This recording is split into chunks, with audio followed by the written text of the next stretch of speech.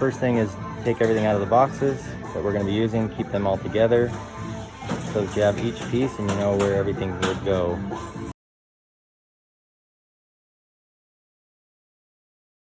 The boxes that come together, so like this one, I added this cord to it, and I attached it to the base here. That one's just the gun, so I just put that in the holster, and then that is going to be mounted to the base here, and then that will go inside of the base there. This part set up. Now they drilled 1.5 inch hole to make sure that that wire can get through, because this connection is about 1.5 inches wide. So you need a 1.5 inch hole there, and this is for the customers, obviously. Then we have another hole here. This is where the register is going to go. The hole will be right here, and all the wires will come up through that. So you're going to run your wires up behind that, and then they're going to go across the bottom of this. And there's these little hangers that the zip ties will zip the wires to, so that you can have plenty of slack out top, and it's not ever going to get pulled too much. Got our wires coming up back here. So, and then here's the printer, so that's going to mount right there and kind of hides everything. And the wires came up and we zip tied them together so that they have plenty of slack up here, so that you can still open it and you have no problem. And then we're going to cover it with this and put it down.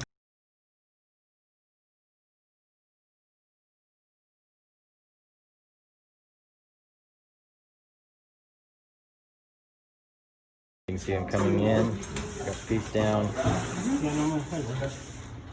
and that's what we see. Now I got the cash drawer out, so we're going to remove this part of it so that we can access the inside to be able to screw it from the bottom up.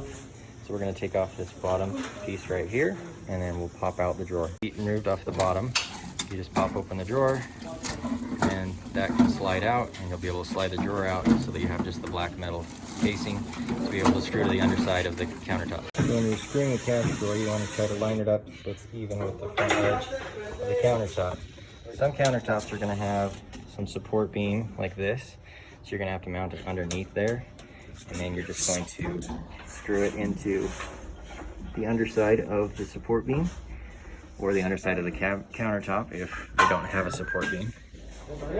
And that will do the front edge. You can see the back of it is going to be bouncy still, so we're going to put an L bracket that will mount to the underside and then also to the back of this. You want to make it so that the cash drawer slides slightly down, so that when they pop it open, gravity will pull it out. If you have it the other way, then it's hard to get the drawer open. And now we mounted the L bracket and we screwed it into the back of the cash drawer. And now we can put the cash drawer back in, secure the bottom back with the screws that we took out, and then plug it in. Okay, so we screwed these feet back in to secure the bottom to it. Make sure that's in there. Now it pops right open. Gravity pulls it down because it's slightly not level, facing forward.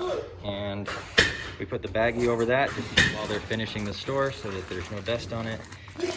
And then we're ready to test it once it's connected to the internet. Okay, so now I've got the wire that it comes with. It's actually a 6-pin, not an 8-pin, so it's different. And that going to feed into the printer. So that's where you're going to put that through. And then we just used a simple shelf here to hold all of the plugs and things. So you've got your D-Link switch. That's going to have the wire that goes back to the GLS router. And then the other wires are the ones that plug into the POS machine.